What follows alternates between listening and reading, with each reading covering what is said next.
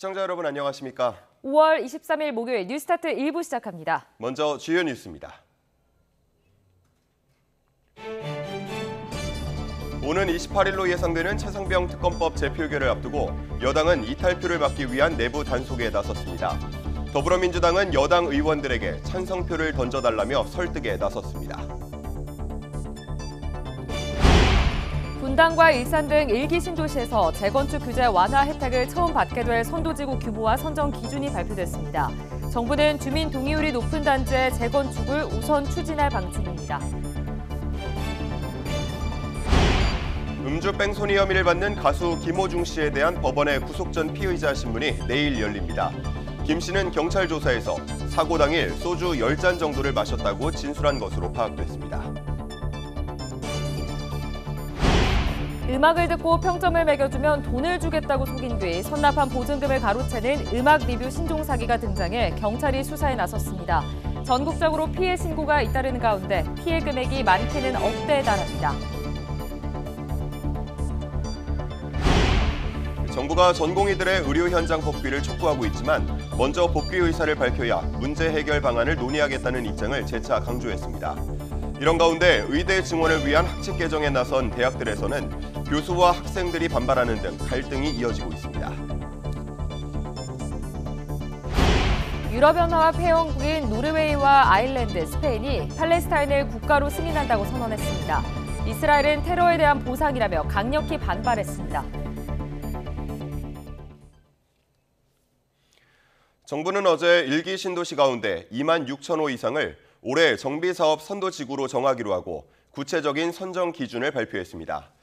올해 선정될 선도지구는 분당과 일산에서 각각 8,000호와 6,000호, 평촌과 중동 3분에서 각각 4,000호씩을 선정하되 각 지자체의 판단에 따라 도시별로 한두 개의 구역을 추가로 지정할 수 있게 했습니다. 각 지자체는 6월 25일에 선도지구 공모를 시작한 뒤 평가를 거쳐 11월에 세부 단지를 선정한다는 계획인데 국토부 표준 평가 기준을 기본으로 삼기로 했습니다. 국토교통부 박상우 장관의 설명 직접 들어보시죠. 올해는 분당 8,000호, 일산 6,000호, 평촌, 중동 3본 각 4,000호 내외에서 선도지구를 선정하는 것을 원칙으로 하되 지역 여건에 따라 신도시별로 1 내지 2개 구역을 추가로 선정할 수 있도록 하였습니다. 표준 평가 기준은 주민 동의율을 최우선으로 하여 세대당 주차 대수, 통합 정비 참여 주택 단지 수 및 세대 수 등 정량 평가를 중심으로 구성하였습니다. 다만 지역별 여건 등을 고려하여 지자체가 필요하다고 인정하는 경우 개발 구상안을 접수받아 정성 평가할 수 있도록 하였습니다. 김진표 국회의장은 오는 28일 본회의를 열어 윤석열 대통령이 제2요구권을 행사한 최상병 특검법을 재표결에 붙이겠다고 밝혔습니다. 김 의장은 퇴임 기자간담회에서 가능하면 여야가 합의해서 일정을 마련하고 본회의를 소집해야 하지만 만약 합의가 안 되더라도 본회의를 열 것이라며 이같이 말했습니다. 이어 최상병 특검법이 합의한 대로 안 되면 제2가 요청된 법안의 표결을 통해 마무리할 수밖에 없다며 그것이 국회법 절차라고 강조했습니다. 음주 뺑소니 혐의를 받는 가수 김호중 씨가 내일 구속 갈림길에 섭니다. 서울중앙지방법원은 내일 오후 12시에 도로교통법 위반과 위험 운전 치상 등의 혐의로 구속영장이 청구된 김 씨에 대해 구속 전 피의자 신문을 진행합니다. 같은 날 오전 11시 반쯤부터는 범인 도피교사와 증거인멸 혐의를 받는 소속사 대표 이모 씨와 본부장 전모 씨에 대한 구속영장 심사도 열립니다. 음악을 리뷰하면 수익을 주겠다고 속여 선납한 보증금을 받아 가로챈 일당에 대해 경찰이 수사에 나선 사실을 YTN이 단독으로 취재했습니다. YTN 취재진과 만난 30대 A씨는 싱가포르 출신 여성이 음악 리뷰 사이트에서 음악을 듣고 평점을 매기면 수익을 낼 수 있다고 속여 보증금 명목으로 7,400여만 원을 받아 가로챘다고 주장했습니다. 또 다른 40대 B씨도 외국 여성이 같은 수법으로 보증금 2억여 원을 받아 가로챘다고 주장하는 등 전국적으로 피해가 잇따른 것으로 파악됐습니다. 이어서 피해자들의 말 직접 들어보시죠. 우리나라 돈으로 4천만 원 정도를 고액 인출 통로 비용으로 지불을 해야 이 돈이 출금을 받을 수 있다. 사이클에서 받은 사진이랑 동영상이 제가 받았던 사진이랑 동영상이랑 똑같고 액은 제가 2억 내고. 유럽연합 회원국인 노르웨이와 아일랜드, 스페인이 오는 28일부터 팔레스타인을 국가로 인정한다고 공식 선언했습니다. 현지 시간 22일 로이터 통신 등 외신에 따르면 이들 3개국 총리는 기자회견을 통해 1967년 제3차 중동전쟁 이전 경계를 기준으로 팔레스타인을 국가로 공식 인정하기로 했습니다. 이에 대해 이스라엘 외무부는 SNS에 올린 글을 통해 팔레스타인 국가 인정이 영내 테러와 불안 확산으로 이어질 것이라 경고하면서 강력 반발했습니다.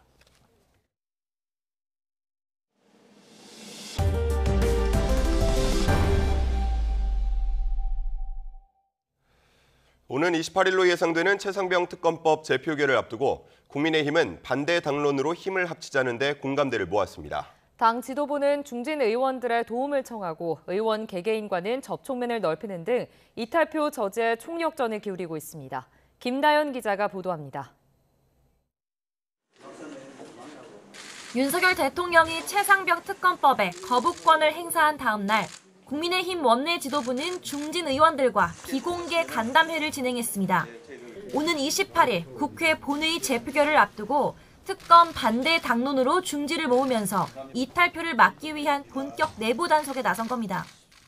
우리는 한치의 흐트러짐 없이 당론으로 이 부분에 관해서 우리의 의사를 관철시키는 행동을 할 수 있도록. 중진 의원들 역시 단일 대오 정비에 힘을 보태겠다고 약속했습니다. 친한 의원들이 있으면 또 어떤 동향 같은 것들을 알아가지고 당론에 부합하게끔 의견을 만들어달라 이런 이야기. 여당 이탈표가 최소 17표가 나오면 법안이 통과될 가능성이 큰데 현재 공개적으로 찬성 입장을 밝힌 의원은 안철수, 유이동, 김웅 등 3명입니다. 하지만 익명성이 보장되는 무기명 투표인 점과 이번 총선에서 낙선하거나 공천을 받지 못한 21대 의원들의 표심이 최대 변수입니다. 김웅 의원은 YTN과의 통화에서 소신껏 투표하겠다고 연락 온 의원들이 있었다며 이탈표가 10표까지 나올 수 있을 것 같다고 내부 분위기를 전했습니다. 당 지도부는 아직 단일 대오에 이상 기류는 없다는 판단이지만 전현직 원내 지도부가 의원들과 일일이 접촉해 설득하는 등 경계를 늦추지 않고 있습니다. 민주당이 여당 의원을 상대로 찬성표 설득을 하는 걸 두곤 상대 당의 균열을 유발하는 발언은 삼가야 한다며 불쾌감을 드러내기도 했습니다. 야당 일부 인사들이 윤석열 대통령 탄핵을 거론하자 이는 삼권 분립의 근간을 파괴하는 거라고 날을 세웠습니다. 대통령의 제2요구권이 권한 남용이라며 탄핵 추진을 위한 군부를 지피고 있습니다. 여권은 일단 이탈표가 17표까지 나오진 않을 거로 전망하고 있습니다. 하지만 이탈표가 두 자릿수 안팎으로 나올 경우 여당 원내 지도부, 나아가 윤 대통령 리더십에도 적잖은 상처를 입을 거란 우려도 나옵니다. YTN 김다연입니다. 더불어민주당은 다음 주 최상병 특검법 재표결에 대비해 이탈표 단속에 나선 국민의힘을 향해 무도한 정권의 공범이 될 거냐고 몰아세웠습니다. 여당 의원 전원을 상대로 특검법 찬성을 촉구하는 서한을 보내기도 했습니다. 정인용 기자가 전해드립니다. 민주당 박주민 의원이 국민의힘 의원 전원에게 보낸 편지입니다. 재표결이 예정된 최상병 특검법에 찬성표를 던져달라며 최상병 순직 당시 생존대원 어머니의 당부도 담았습니다. 거부권 법안이 재표결을 문턱을 넘으려면 여당에서 최소 17명의 찬성표가 나와야 하는 만큼 이탈 표심을 자극하기 위한 행보로 풀이됩니다. 당 차원에선 무도한 정권의 공범이 될 거냐며 여당을 향한 압박 수위를 한껏 끌어올렸습니다. 윤석열 호의 순장조가 되지 말라는 격한 표현도 마다하지 않았습니다. 집권당이 대통령 호위무사를 자처하며 국민의 뜻을 거부한다면 국민의힘 역시 무도한 정권의 공범으로 역사에 기록될 것입니다. 민주당은 다선 의원들을 중심으로 친분이 있는 여당 낙선, 낙천자 그룹을 설득하기 위한 개별 접촉도 이어가는 것으로 전해졌습니다. 공중전과 물민 여론전을 동시에 진행하며 이탈표 총력전을 벌이는 셈입니다. 민주당은 그러나 현재로선 17표 이상 이탈표가 나올 가능성은 높지 않을 거로 보고 있습니다. 다만 이탈표 규모가 클수록 범야권 192석인 22대 국회에서 특검법 추진 동력이 강해지는 만큼 적진 분열 전략에 집중하고 있습니다. 더불어민주당은 특검법이 관철될 때까지 국민과 함께 끝까지 싸울 것임을 선언한다. 22대 국회 개원 즉시 재추진할 것이다. 김진표 국회의장은 최상병 특검법 협상을 당부하되 여야 합의 여부와 관계없이 오는 28일 본회의를 열어 재표결을 하겠다고 밝혔습니다. 민주당은 국민 요구가 높은 만큼 최상병 특검법을 수정 없이 원안대로 본회의에 올려야 한다는 입장입니다. 21대 국회 막판까지 여야 타협 없는 극한 대치 속에 본회의가 열릴 거란 관측입니다. YTN 정인용입니다. 1기 신도시 선도지구 규모와 선정 기준이 발표되면서 앞으로 일정은 어떻게 되는지도 관심입니다. 오는 11월에 선도지구에 대한 구체적인 단지가 최종 결정되고 6년 뒤인 2030년 입주를 목표로 하고 있습니다. 오동건 기자가 자세히 정리했습니다. 1기 신도시 선도지구로 최종적으로 선정되기 위해선 주민 동의 요건이 우선 채워져야 합니다. 정비구역에 포함된 단지 가구와 상가 등 토지 소유자의 50% 이상이 동의를 해야만 합니다. 각 지자체는 주민 동의 조건이 채워진 단지에 한해 다음 달 25일부터 공모를 시작해 9월엔 제안서 접수, 10월엔 평가를 한 뒤 국토부와 협의를 거쳐 11월 선도지구를 최종 선정합니다. 올해 선정 작업이 마무리되면 26년까지는 행정 절차의 밑그림을 완성합니다. 25년 특별정비구역 지정, 26년 시행계획과 관리처분 관리계획을 수립해 27년 착공, 30년 입주를 목표로 합니다. 재건축 기간 동안 주민들의 이주 대책도 풀어야 할 과제입니다. 계획대로 진행된다면 6년 뒤 선도지구뿐만 아니라 1기 신도시 전체 최대 30만 호의 입주가 시작되는 셈이라 전월세 시장에 큰 영향을 줄 수 있기 때문입니다. 선도지구를 시작점으로 해서 1기 신도시 5개 지역에 27만 가구에 해당되는 물량들이 순차적으로 이주하지 않는다면 시기 조절에 실패를 한다고 하면 전월세 시장에 미치는 영향이 굉장히 큰 부분이라고 볼 수 있습니다. 정부는 이를 위해 신규 공급을 확대하고 정비 시기를 최대한 분산하겠다고 밝혔습니다. 각 지자체도 신도시별 기본계획에 이를 반영한 이주 대책을 포함할 예정이며 주민 설문조사도 진행해 이주 계획에 참고할 예정입니다. YTN 오동건입니다. 의대 증원을 둘러싼 의정 갈등 속에 정부와 의료계는 서로 대화를 하자면서도 각자의 길만을 걷고 있습니다. 증원을 위한 학칙 개정에 나선 대학들에선 갈등이 이어지고 있습니다. 김주영 기자가 보도합니다. 의대 증원에 속도를 내는 정부는 연일 돌이킬 수 없다는 점을 강조하고 있습니다.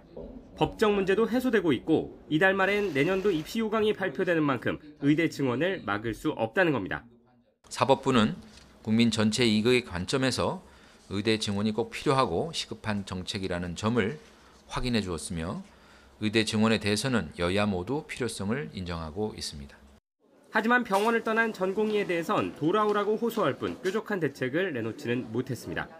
조규홍 보건복지부 장관은 의료개혁을 이뤄내는 것이 대책이라며 의료개혁에 10조 원 이상 재원을 투입할 방침이라고 강조했습니다.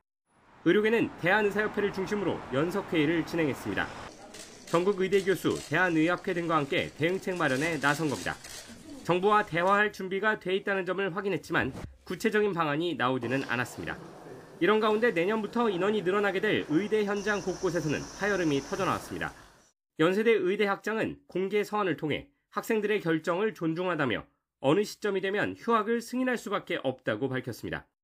의대 증원 학칙 개정에 나선 전북대에선 의대 교수들과 학생들이 개정에 반발하며 피켓 시위를 벌이기도 했습니다. 여러 가지 교육부의 압박에 의해서 이루어진 학칙 개정이기 때문에 이 개정은 대학의 자율성을 꼭 지키고자 하는 목적에서 부결시키고자 하는.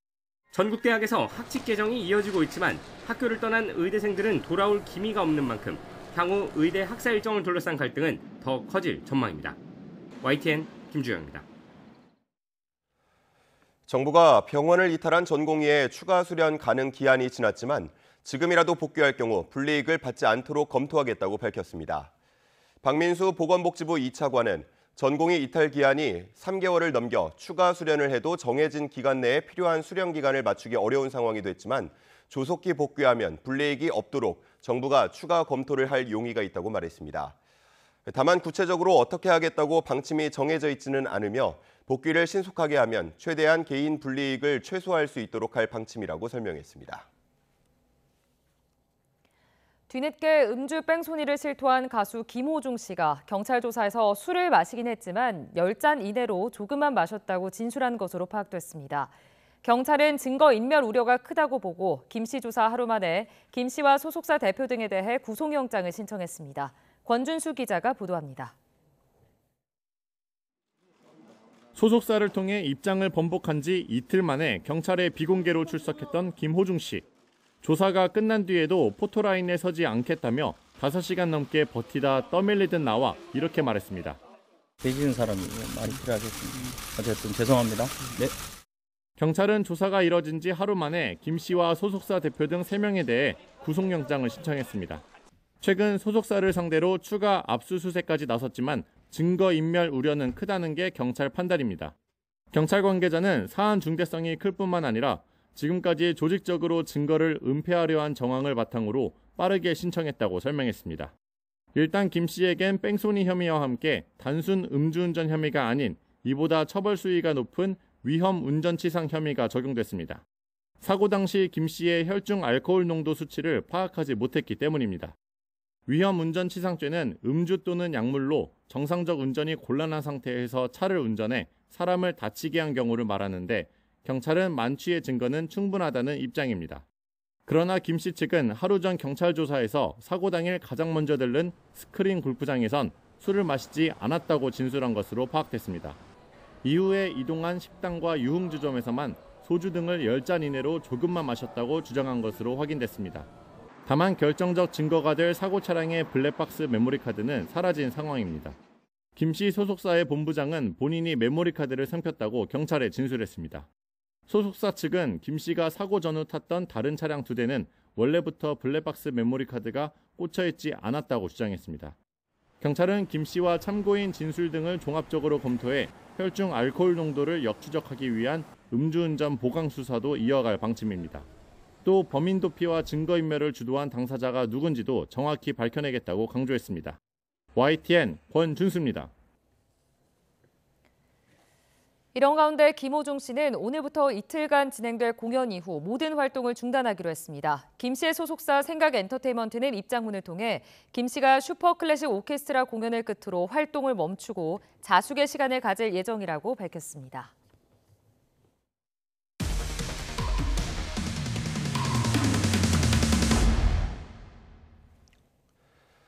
짭짤한 수입을 거둘 수 있다는 부업 광고를 보고 귀가 솔깃한 경험 있으실 텐데요.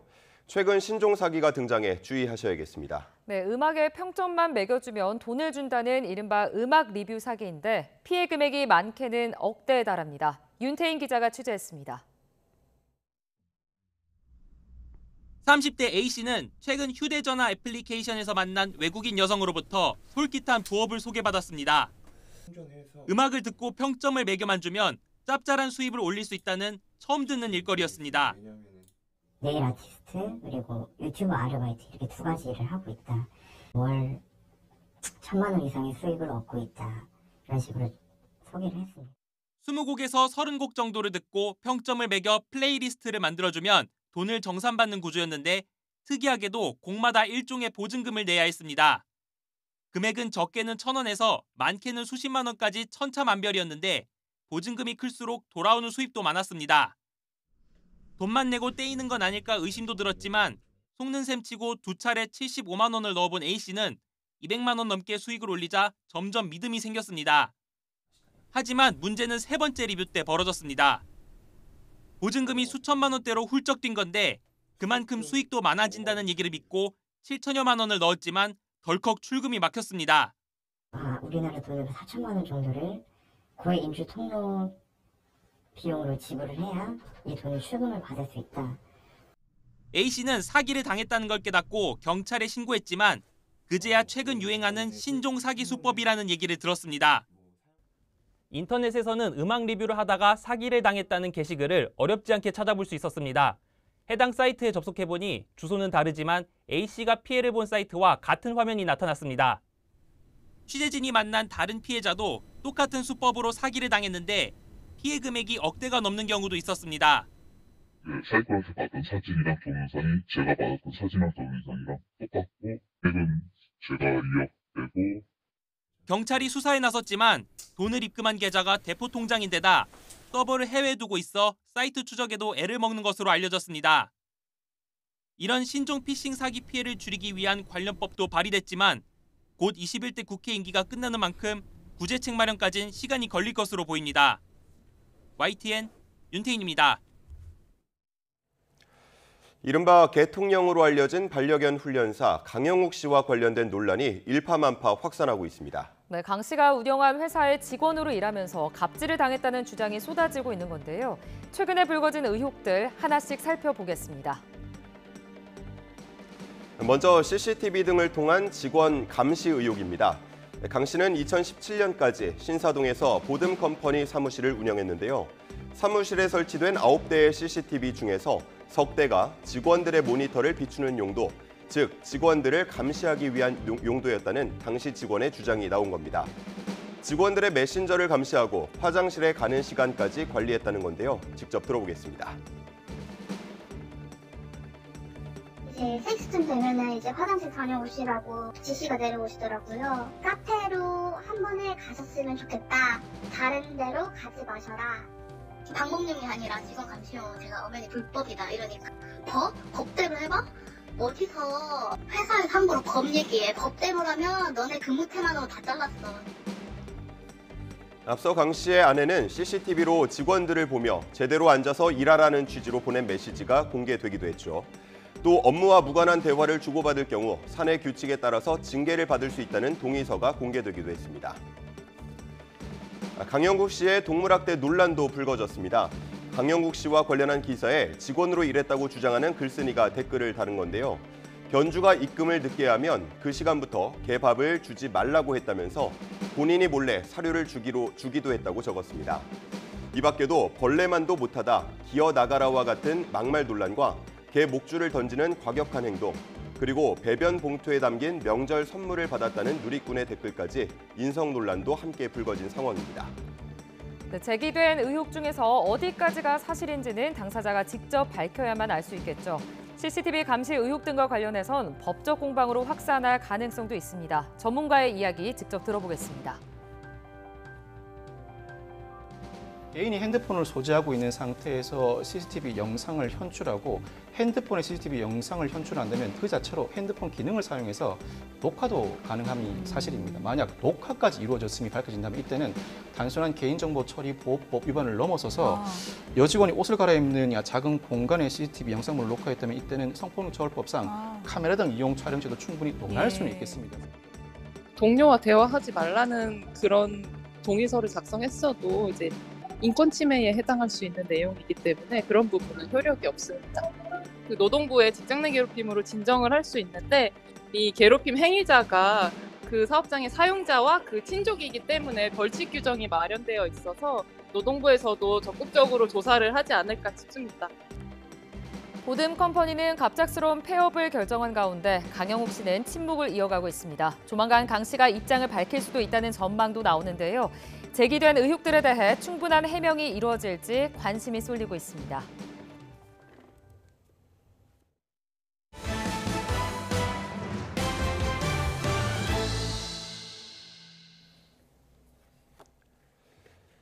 경제 한 줄 뉴스입니다. 최연희 한국가스공사 사장은 마치 벼랑 끝에 선 심정이라며 안정적인 가스 공급을 위해서는 조속한 요금 인상이 필요하다고 밝혔습니다. 최 사장은 어제 기자 간담회에서 현재 미수금 규모는 전 직원이 30년간 무보수로 일해도 회수가 불가능하다며 요금을 올린다면 수요가 적은 여름철에 인상하고 단계적으로 연착륙시킬 필요가 있다고 말했습니다. 대통령실이 일각에서 제기된 다음 달 공매도 재개 가능성을 일축했습니다. 대통령실 고위 관계자는 브리핑에서 불법 공매도 문제를 해소하고 투자자가 신뢰할 만한 시스템이 갖춰질 때까지 공매도를 재개하지 않는다는 기본 입장에 변함이 없다고 밝혔습니다. 치킨값을 올리겠다고 발표했던 프랜차이즈 업체 BBQ가 인상을 8일 동안 유예하기로 했습니다. 앞서 BBQ는 지난 21일 오늘부터 23개 제품 가격을 평균 6.3% 인상하겠다고 발표한 바 있습니다. 올해 1분기 국내 주요 대기업의 고용 증가율은 0.2% 수준인 것으로 나타났습니다. 기업 분석 전문 한국 CXO 연구소는 지난해 말 기준 고용 규모가 5천 명 이상인 기업 가운데 고용 인원을 파악할 수 있는 40곳을 조사한 결과 이같이 나타났다고 밝혔습니다. 1분기 국내에서 팔린 스마트폰 4대 가운데 3대는 삼성전자 제품인 것으로 나타났습니다. 시장 조사기관 카운터포인트 리서치에 따르면 1분기 삼성전자 갤럭시는 S24 시리즈에 힘입어 지난해 4분기보다 11%포인트 오른 시장 점유율 75%를 기록했고 애플 아이폰의 점유율은 11%포인트 하락한 24%로 집계됐습니다. 방송통신 결합 상품을 홍보하면서 허위 과장 기만 광고를 한 통신사 4곳이 14억 7,100만 원의 과징금 제재를 받았습니다. 통신사별 과징금은 SK텔레콤이 4억 2천만 원, KT가 4억 3,800만 원, SK브로드밴드가 3억 1,400만 원, LG유플러스가 2억 9,900만 원입니다. 중국의 온라인 쇼핑몰 알리익스프레스가 국내 이용자 보호 업무에 소홀함이 없는지 정부 평가를 받게 됐습니다. 올해 평가 대상에는 디지털 플랫폼 분야 46개 사업자가 선정됐으며 알리익스프레스 등 신규 업체 2곳은 2년 동안 시범 평가를 받은 후 본평가로 전환될 예정입니다. 앞으로 세무조사권을 남용해 3회 이상 징계를 받은 국세 공무원은 조사 업무를 맡을 수 없게 돼 세무조사와 관련된 업무를 하는 부서에서 완전히 퇴출됩니다. 지금까지 경제 한주 뉴스였습니다. 가자지구 전쟁이 길어지며 피해가 커지는 가운데 유럽 3개국 노르웨이와 아일랜드, 스페인이 팔레스타인을 국가로 승인한다고 선언했습니다. 평화 정착을 위해 이스라엘과 팔레스타인이 공존하는 두 국가 해법을 실행하자는 것인데 이스라엘은 강력히 반발했습니다. 김도원 기자입니다. 노르웨이와 아일랜드, 스페인이 오는 28일자로 팔레스타인을 국가로 공식 승인하기로 했습니다. 이들 3개국은 팔레스타인이 독립국가를 건설할 권리가 있다며 다른 나라들도 승인에 동참할 것을 기대했습니다. 가자지구 전쟁 장기화로 참혹한 피해가 계속되는 상황에서 휴전을 유도하기 위해 공동 행동에 나선 모습입니다. Men særlig i en situasjon hvor krig raser og mange mister håp, så må vi holde fast ved målet om to stater for israelere og palestinere som det eneste som kan gi varig fred. 팔레스타인을 승인한 나라는 이미 140여 개국에 이르지만 대부분 이른바 제3세계로 서방 국가 중에는 흔치 않습니다. 팔레스타인은 크게 환영했지만 이스라엘은 즉각 3국 대사를 초치해 강력 항의했습니다. We believe that this is an astounding message of support to the Palestinian people's right to self-determination, independence and statehood, which is non-negotiable and non-derogable. פרס לטרור לא יביא שלום, והוא גם לא יעצור אותנו מלנצח את החמאס. 국가 승인은 다분히 상징적인 조치라 당장 가자지구 전쟁에 영향을 준다고 보긴 어렵습니다. 하지만 안보를 이유로 두 국가 해법에 반대하는 이스라엘로서는 친팔레스타인 여론 확산에 위기감을 느낄 것으로 보입니다.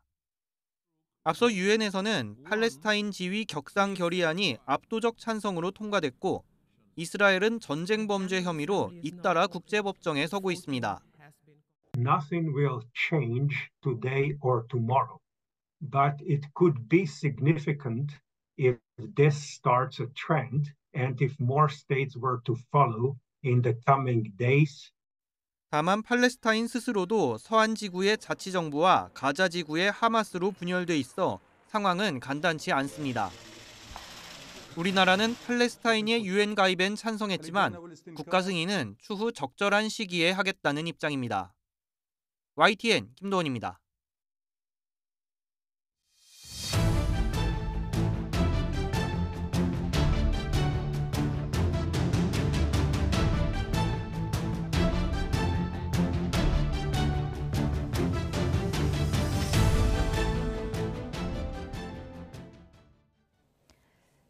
정부가 고령자 운전 자격을 제한적으로 관리하겠다고 발표했다가 논란이 일자 하루 만에 진화에 나섰습니다. 직구에 이어 이번에도 사회적으로 민감한 이슈에 대해 설익은 정책을 내놨다는 비판이 나옵니다. 최도희 기자가 보도합니다. 지난 20일에 국토교통부와 경찰청이 내놓은 2024년 교통사고 사망자 감소 대책입니다. 교통안전을 현저하게 위협하는 경우 고령자 운전 자격을 제한적으로 관리하겠다는 내용이 담겼습니다. 고령 운전자 교통사고가 증가하는 만큼 꼭 필요한 제도라는 평가도 나왔지만 교통약자인 어르신들의 이동권을 과도하게 제한하는 것 아니냐는 지적이 일자 경찰청은 하루 만에 자료 내용에 오해가 있었다는 설명 자료를 냈습니다. 특정 연령층을 대상으로 하는 제도가 아니고 나이와 상관없이 의료적, 객관적으로 운전자 운전 능력을 평가해 교통사고 위험성이 높은 경우에 적용하겠다며 한 발 물러선 겁니다. 고령자들은 연령 제한을 두는 방식은 공감을 얻기 힘들다는 반응입니다. 연령 제한보다는 정신적인 건강, 그다음에 육체적인 건강을 기준으로 해서 설정해서 아마 정해야지. 그냥 20세 노인도 있고 60세 청년이 있듯이. 좋은 정책을 쓰려고 노력하는 것은 이해를 합니다. 늙었다는 그 전제하에 운전을 한다 못한다를 규정을 지으면은 기회균등의 법칙이 나이에 제한을 받는 것은 옳지 않다고. 이번에도 정부의 정교한 접근이 부족했다는 평가도 나옵니다. 세부적으로 가면은 디테일한 문제에서는 좀 더 정교하고 정책에 대한 효율성을 추구할 수 있는 이런 것들이 좀 연구가 되고 검토가 된 다음에 발표를 했습니다. 해외 직구 금지 번복 사태에 이어 사회적으로 민감한 정책의 내용을 수정하는 상황이 이어지면서 정부의 섣부른 정책 추진에 대한 비판의 목소리가 커지고 있습니다. YTN 최두입니다. 네, 보신 것처럼 해외 직구 논란에 이어 고령자 운전 자격 제한 번복 등 정부 정책에 잇단 혼선이 빚어지자 정부와 여당이 매주 고위급 정책협의회를 열기로 했습니다. 더불어민주당은 여론이 나쁘면 반복해서 말을 뒤집는 모습은 권력 누수를 스스로 인정하는 꼴이라며 비판 수위를 끌어올렸습니다. 임성재 기자의 보도입니다. 해외 직구 규제 철회에 이어 이번에는 정부의 고령 운전 자격 제한 검토가 도마 위에 올랐습니다.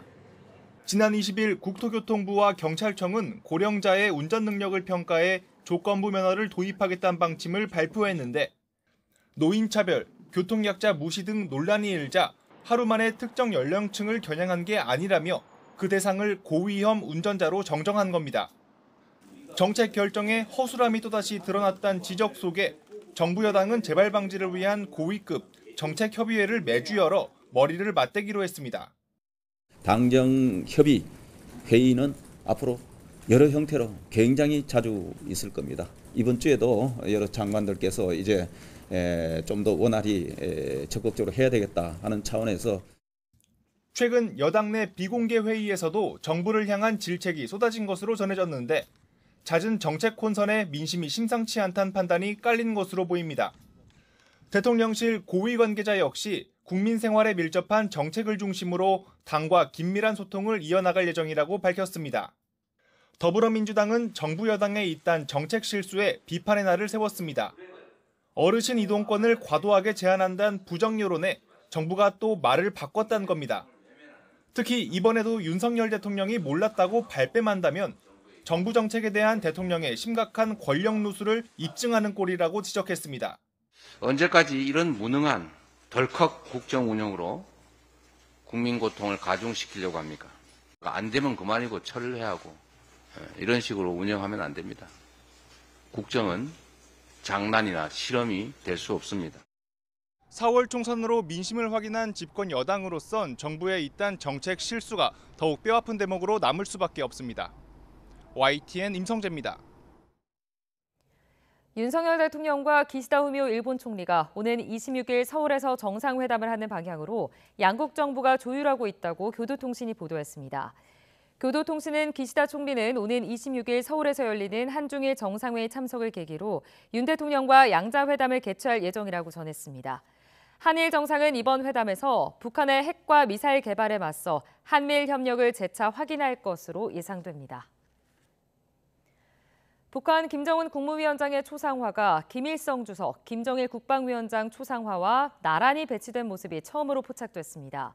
또 마르크스와 레닌의 초상화와 마주복에 배치됐는데요. 김 위원장이 3대 세습의 정당성을 넘어 선대를 뛰어넘는 우상화 작업에 속도를 내고 있는 것으로 풀이됩니다. 김대근 기자가 보도합니다. 김정은 북한 국무위원장이 노동당 중앙간부학교 준공식에 참석했다고 북한 관영 매체들이 보도했습니다. 공사가 진행 중이던 3월과 완공 이후인 지난 15일에 이어 일주일 만에 학교를 또 찾은 겁니다. 당창군 위협을 완수한 1세대 혁명가들의理想과 신념, 정신으로 무장하는 것을 간부들의 첫째가는 혁명 과업으로 제기하셨습니다. 그런데 북한이 공개한 영상에 눈에 띄는 점이 있습니다. 건물 외벽에 김일성 주석, 김정일 국방위원장과 함께 김 위원장의 초상화가 나란히 걸린 겁니다. 교실에도 3명의 사진이 함께 배치돼 있습니다.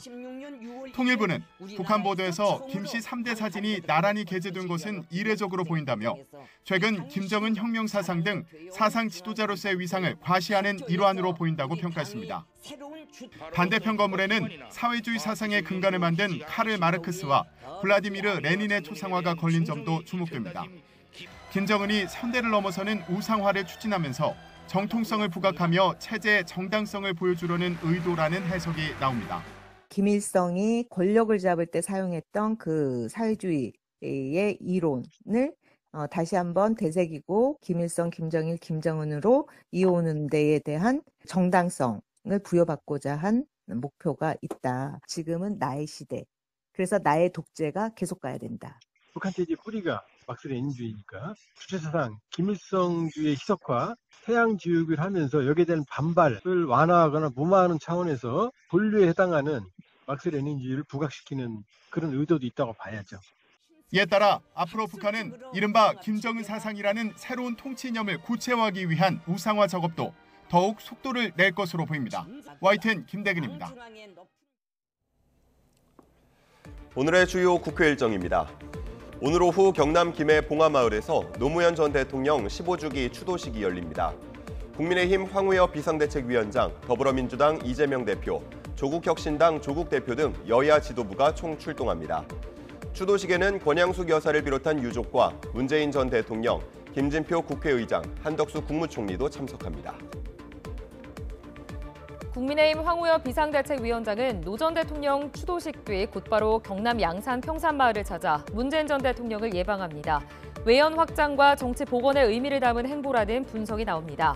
황 위원장은 앞서 이승만, 박정희, 김영삼 전 대통령 묘소를 참배하고 이명박 전 대통령을 예방하기도 했습니다.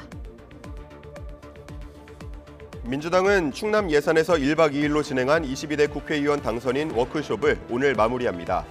워크숍에서는 22대 국회 중점 추진 법안과 당원권 강화 방안 등이 논의됐습니다. 민주당은 논의 결과를 바탕으로 당선인 전원 명의의 결의문을 발표할 예정입니다. 어젯밤 부산에 있는 고가도로에서 트레일러가 넘어져 3시간가량 도로가 통제됐습니다.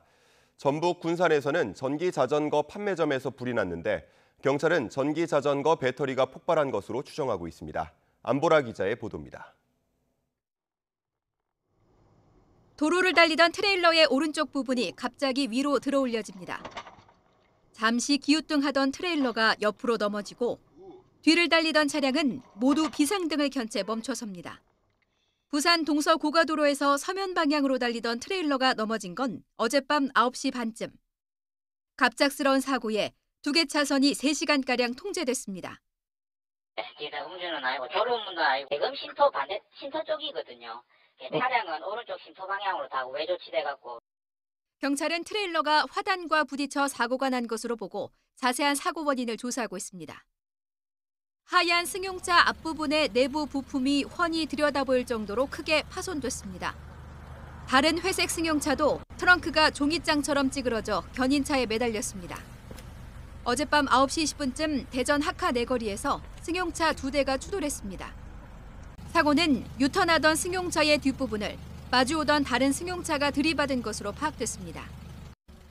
어제 오후 5시쯤에는 전북 군산시 조촌동에 있는 전기자전거 판매점에서 불이 났습니다. 다친 사람은 없었지만 옆에 있던 음식점으로도 연기가 퍼져 피해가 커졌습니다. 1시간 만에 불을 끈 소방은 전기자전거 배터리가 폭발한 것으로 추정하고 있습니다. YTN 안보라입니다. 축구선수 황의조 씨가 등장하는 불법 촬영물을 유포하고 피해자들을 협박한 혐의로 1심에서 징역 3년을 선고받은 황 씨 형수에게 검찰이 2심에서도 실형을 구형했습니다. 검찰은 어제 서울고등법원에서 열린 황 씨 형수 A 씨의 결심 공판에서 징역 4년을 선고해달라고 재판부에 요청했습니다. 직접 발언 기회를 얻은 A 씨는 잘못을 깊이 뉘우치고 반성한다면서 피해자분들께 평생 사죄하겠다고 고개를 숙였습니다. 하지만 피해 여성 측은 부모님에게 피해를 고백한 뒤 아버지가 뇌출혈로 쓰러져 지금도 치료받고 있다면서 디지털 성범죄 피해자는 평생 불안 속에 살아야 하는 점을 고려해달라고 호소했습니다. 어제 오후 4시쯤 광주 서구 광천동 한 아파트 인근 상가 화장실에서 남자 영아 시신이 발견됐습니다. 시신은 상가업주가 발견해 신고한 것으로 파악됐습니다. 경찰은 영아가 태어난 지 한 달이 지나지 않은 것으로 보고 CCTV 분석과 탐문 수사를 통해 용의자를 추적하고 있습니다.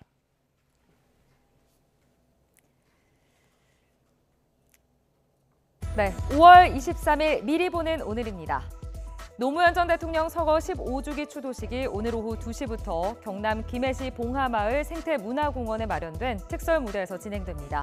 추도식에는 권양숙 여사와 아들 건호 씨, 딸 정연 씨가 유족 대표로 참석하고 문재인 전 대통령과 김정숙 여사도 지난해에 이어 올해에도 자리를 함께합니다. 대법원 전원합의체가 40년 동안 유지한 혼인 무효 판례를 바꿀지에 대해 결론을 내놓습니다. 대법원은 오늘 오후 2시 전원합의체를 열고 혼인 무효 사건 등 판결 3건을 선고하는데요. 혼인 무효 사건 청구인은 지난 2001년 배우자와 결혼하고 3년 뒤에 이혼했는데 혼인 의사를 결정할 수 없는 정신 상태에서 실질적 합의 없이 혼인 신고를 했다며 혼인을 무효로 해달라고 청구했습니다. 정부가 오늘부터 중증 응급 환자를 집중 치료하는 상급병원이나 권역 응급의료센터 등에 군의관 120명을 추가로 파견합니다. 한 총리는 어제 의사 집단행동 중대본 회의를 주재한 자리에서 최근 의료 공백 장기화에 따른 전문인들의 부담을 덜어주겠다며 이같이 밝혔습니다. 서울시가 미세먼지의 주범인 노후 경유차 조기 폐차를 위해 120억 원을 추가로 지원합니다. 서울시는 오늘부터 다음 달 12일까지 노후 경유차 건설기계 조기 폐차 신청을 받는다고 밝혔습니다. 신청 대상은 서울시나 대기관리권역에 6개월 이상 등록된 4, 5등급 경유차와 건설기계로 취약계층은 보조금을 우선 지급하며 저소득층의 생계형 차량과 소상공인은 상한액 내에서 100만 원을 추가로 받을 수 있습니다. 지금까지 미리 보는 오늘이었습니다. 그제 난기류를 만나 급강하한 여객기 싱가포르 항공 SQ321편 탑승자 가운데 아직 20명이 태국 방콕 병원 중환자실에서 치료를 받고 있습니다. 런던에서 싱가포르로 향하던 사고 항공기에는 호주와 영국, 싱가포르 국적 승객 등이 타고 있었습니다. 한국인 승객은 1명으로 부상자 명단에는 없었지만 방콕에서 치료를 받고 있는 것으로 뒤늦게 알려졌으며 부상 정도는 심하지 않아 현지 시간 23일 퇴원 예정이라고 병원 측은 전했습니다. 이번 싱가포르 항공사고처럼 난기류 때문에 대형 여객기에서 사망자까지 발생한 건 이례적인 일입니다. 난기류는 정확한 예측이 거의 불가능해 승객들은 승무원 지시에 따라 반드시 안전벨트를 착용하는 게 가장 중요합니다. 일부 기후 전문가들은 앞으로 난기류 사고가 급증할 거라고 경고했습니다. 유투권 기자가 보도합니다. 재작년 말 하와이에 근접한 여객기가 1000m 상공에서 강력한 난기류를 만나 승객과 승무원 30여 명이 다쳤습니다. 중상자도 10명이 넘었습니다. 또 지난해 3월엔 난기류에 쌓인 루프트한자 여객기가 비상 착륙하는 과정에서 7명이 다쳤습니다. 속도와 방향이 일정하지 않은 난기류는 모든 항공기의 경계 대상입니다. 별도로 통계를 작성하는 미국에선 15년간 발생한 항공기 사고의 3분의 1 이상이 난기류와 관련이 있었습니다. 하지만 난기류 사고가 중대한 피해로 이어지는 경우는 드물어 주요 항공사에선 1997년에 사망 사례가 보고된 정도였습니다. 중상자 대부분도 업무 때문에 안전벨트를 맬 수 없는 승무원들이었습니다. 이번 사고에서도 안전벨트의 중요성이 확인됐습니다. Seatbelt sign came on, and thankfully, I'm diligent about these things and people put my seatbelt on. 난기류 대부분은 강력한 폭풍 때문에 발생합니다. 이번에 여객기가 통과한 미얀마 부근에서도 폭풍이 있었던 것으로 알려졌습니다. 더 위험한 종류의 난기류는 대기 상층에서 시속 200km의 속도로 흐르는 제트기류 경계에서 일어납니다. So it's very hard to forecast when or where those might occur. And then, what altitude they may occur. 아직은 가설 수준이지만 기후위기의 영향으로 난기류 발생이 늘어나고 있다는 주장도 있습니다. You get more convection when there's more heating. You get more jet stream activity when there's changes in atmospheric pressure. 일부 전문가는 컴퓨터 시뮬레이션을 근거로 앞으로 수십 년간 난기류가 3배까지 증가할 수 있다고 경고했습니다. YTN 유튜건입니다. 미국 정부가 중국산 전기차와 반도체 등에 많게는 4배씩 올리기로 한 관세를 오는 8월 1일부터 적용한다고 로이터 통신이 보도했습니다. 무역대표부는 30일간 의견 수렴 기간은 6월 28일 끝날 예정이라며 해당 관세 인상이 미국 경제에 미치는 영향에 대한 의견을 수렴한다고 밝혔습니다.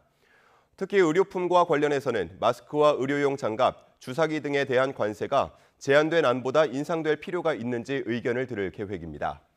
무역대표부는 캐서린 타이 대표가 관세 적용 제외를 권고한 일부 산업기계류에 대해 어떻게 관세 제외를 신청할 수 있는지 세부 내용을 별도로 공지하겠다고 덧붙였습니다. 리시 수넥 영국 총리는 런던 다우닝가 10번지 총리 관저 앞에서 깜짝 연설을 통해 오는 7월 4일 조기 총선을 치르겠다고 발표했습니다. 수넥 총리는 이제 영국인이 국가의 미래를 결정해야 할 순간이라며 자신이 이끄는 보수당만이 경제적 안정을 이끌어갈 수 있다고 강조했습니다. 수넥 총리는 그동안 올해 하반기에 총선을 치르겠다고 말해왔지만 구체적인 날짜를 언급하지 않았으며 대체로 10월에서 11월이 유력할 것으로 거론돼 왔습니다. 영국에서 다음 총선은 내년 1월까지 치르면 되지만 총리가 그보다 빨리 총선일을 정할 수 있습니다. 프란치스코 교황에 이은 교황청의 2인자 피에르토 피롤린 국무원장이 중국의 대표부 설치를 희망한다고 밝혀 파장을 낳고 있습니다. 파롤린 국무원장은 현지 시간 21일 바티칸에서 열린 국제 컨퍼런스에서 중국 상하이 교구장인 선빈 주교가 참석한 가운데 중국의 대표부를 설치하고자 한다고 밝혔습니다. 왕원빈 중국 외교부 대변인은 어제 브리핑에서 교황청과 함께 중국 교황청 관계의 지속적인 개선을 촉진하기 위해 기꺼이 협력할 것이라고 말했습니다. 이에 대해 타이완 외교부는 성명을 내고 교황청과 중국 간의 상호작용에 세심한 주의를 기울이고 있다고 밝혔습니다.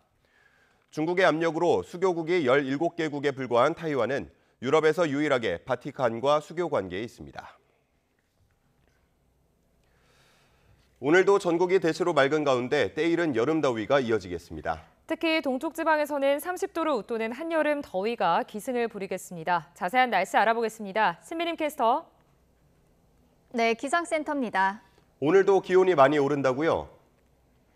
네, 봄의 끝자락에서 여름처럼 더운 날씨가 이어지고 있습니다. 오늘 서울 낮 기온은 26도로 여전히 예년 기온을 웃돌겠고요. 대구는 무려 32도까지 오르는 등 마치 한여름처럼 덥겠습니다. 다만 아침 저녁으로는 서늘해서 일교차가 무척 크겠는데요. 현재 서울 기온은 16.3도, 대전은 16도, 대구는 18.7도로 출발하고 있습니다. 한낮에는 여름처럼 더운 날씨가 계속되는 가운데 동쪽 지방을 중심으로는 30도를 웃도는 곳이 많겠습니다. 오늘 서울 낮 기온은 26도, 대전은 30도, 강릉과 대구는 32도 선까지 크게 오르겠습니다. 네, 오늘 연일 하늘 표정도 맑다고요? 네, 오늘도 전국적으로 파란 하늘이 함께하겠습니다. 다만 오전까지 서해안을 중심으로는 안개가 짙게 끼겠고요. 건조주의보가 발효 중인 제주 산간은 오늘도 대기가 무척이나 건조하겠습니다. 한낮에는 자외선과 오존에도 주의하셔야겠습니다. 오늘 전국의 자외선 지수는 매우 높은 수준까지 치솟겠고요. 대기 오염물질인 오존 농도도 짙게 나타나겠습니다. 무리한 야외 활동은 조금 자제하시는 게 좋겠습니다.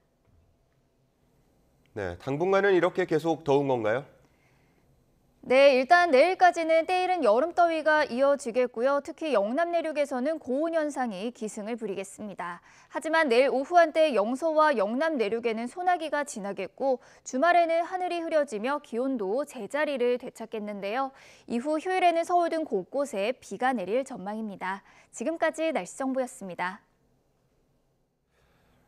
이상으로 뉴스타트 1부 마칩니다. 잠시 후 2부가 이어집니다. 시청해주신 여러분 고맙습니다.